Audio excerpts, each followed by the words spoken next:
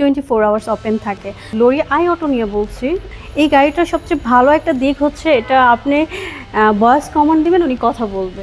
কার manufacturer হিসেবে বাংলাদেশের প্রথম প্রতিষ্ঠান হিসেবে যাত্রা শুরু করে বাংলা কার্স। আমরা যখন ইনিশিয়ালি লঞ্চ করি তখন আমাদের রেসপন্স কিন্তু খুব ভালো ছিল, বাট আমরা লাস্ট 2-3 ইয়ার্স ধরে আমরা যে মার্কেটে আছি, আমাদের কিন্তু চ্যালেঞ্জের কোনো আনলিমিটেড চ্যালেঞ্জ চলতেছে।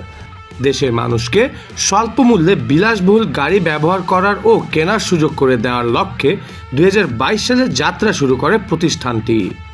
স্টার্ট করি সেটা হচ্ছে 2022 থেকে, কিন্তু 2020 থেকে আমরা গাড়ি আনা স্টার্ট করি। আমাদের এমডি মহোদয় জাকির স্যার, উনি খুবই কার এনথুজিয়াস্টিক একজন পার্সন।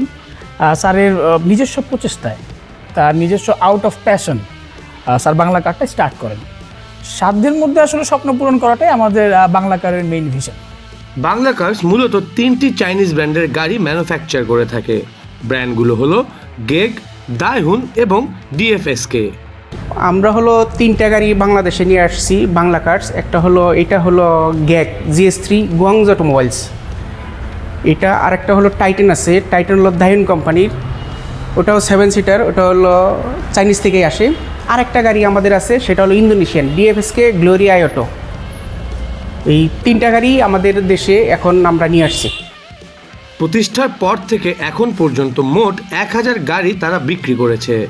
1 কোটি টাকার গাড়ি 30 থেকে 40 লাখ টাকায় ক্রেতাদের কাছে পৌঁছে দেওয়ার কথা জানিয়েছে প্রতিষ্ঠানটি। সাধ্যের মধ্যে ক্রেতার স্বপ্ন পূরণ করাই প্রতিষ্ঠানটির মূল উদ্দেশ্য বলে জানায় তারা। আমরা যে দামে দিতে পারছি এটা তো এই দামে তো আর কেউ দিতে পারবে না। সো আমরা আপনাকে একটা ফুল সাইজ এসইউভি দিতে পারতেছি 30-35 লাখ 40 লাখের ভিতরে, হ্যাঁ 30-35-40 এই রেঞ্জের মধ্যে দিতে পারছি। যে এই গাড়িটা যদি আপনি ইম্পোর্ট করে নিয়ে আসেন, এখন 1 কোটি টাকার নিচে আপনি গাড়িটা পাবেন না। 3টি ব্র্যান্ডের গাড়ি দিয়ে বাংলা কার্সের যাত্রা শুরু হলেও শিগগিরই তারা 12টি ব্র্যান্ডের গাড়ি লঞ্চ করবেন বলে জানিয়েছেন হোসেন গ্রুপের ব্যবস্থাপনা পরিচালক। আমাদের যে প্ল্যানিং ছিল যে আমরা 12 রকমের গাড়ি, আমরা একটা টোটাল ম্যানুফ্যাকচারিং ফ্যাসিলিটিটা নিয়ে আসবো, সেটাতে কিন্তু আমরা খুব ভালোভাবে প্রোগ্রেস করে আসছি। যেমন আমরা কিন্তু শুরু করছিলাম একটা গাড়ি অ্যাসেম্বল দিয়ে, এখন কিন্তু আমরা ফুল ম্যানুফ্যাকচার করতে পারছি। আমাদের কিন্তু ম্যানুফ্যাকচারিং লাইসেন্স 1 নম্বর ম্যানুফ্যাকচারিং লাইসেন্স, যেহেতু আমরা কিন্তু এখন ফুললি ম্যানুফ্যাকচার। আমাদের টাইটান যে নতুন গাড়ি নামালাম, এই টাইটান কিন্তু অন্য কোথাও আপনি ওয়ার্ল্ডে পাবেন না। বেসিক্যালি এই আমাদের পুরো জিনিসগুলো আমাদের ইঞ্জিন থেকে শুরু করে ইন্টেরিয়ার থেকে শুরু করে, এবং এগুলো কিন্তু আমি 20% লোকালি সোর্স করা হচ্ছে, জিনিসপত্র নেওয়া হচ্ছে, এগুলো সব কিন্তু ইম্পোর্ট করা হচ্ছে না। আমরা একটা সময় অ্যাসেম্বলি করতাম, এখন কিন্তু আমরা ম্যানুফ্যাকচারিং লাইনে চলে আসছি। আমরা ট্রাক বানাচ্ছি, এখন ইলেকট্রিক ট্রাক নামাচ্ছি। আমরা চিন্তা করছি যদি গভর্নমেন্ট সাইডে পাবলিক সেক্টরটা যদি আপনি ইলেকট্রিক করতে পারেন, point A to point B যদি আপনি কনফার্ম করে দিতে পারেন, তাহলে তো বেসিক্যালি আপনার জিডিপি বেড়ে যাবে এমনিতে। হ্যাঁ, সো ওটা সব দিকে যদি আপনি চিন্তা করে দেখেন, so basically we are progressing, but challenge যদি বলতে চান, everything is challenging for us.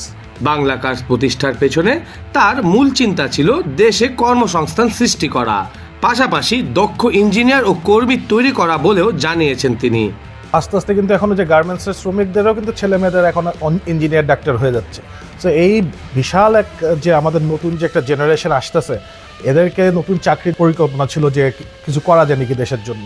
Engineer আমাদের তো বেশিরভাগই মোটামুটি সবই হাই স্কিলড ইঞ্জিনিয়ার্স, বড় বড় টেকনিশিয়ান যারা লাগে, যাদের এক্সপার্ট আছে এবং এডুকেটেড, যারা হাইলি এডুকেটেড।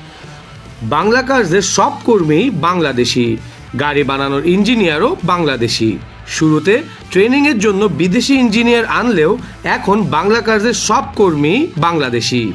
গাড়ির চেসিস আনা হচ্ছে ইন্দোনেশিয়া থেকে, আর ইঞ্জিন আনা হচ্ছে জাপান থেকে। ইতিমধ্যে মিৎসুবিশি কোম্পানির ইঞ্জিন ব্যবহার করে গাড়ি বানানো শুরু করেছে বাংলা কার্স।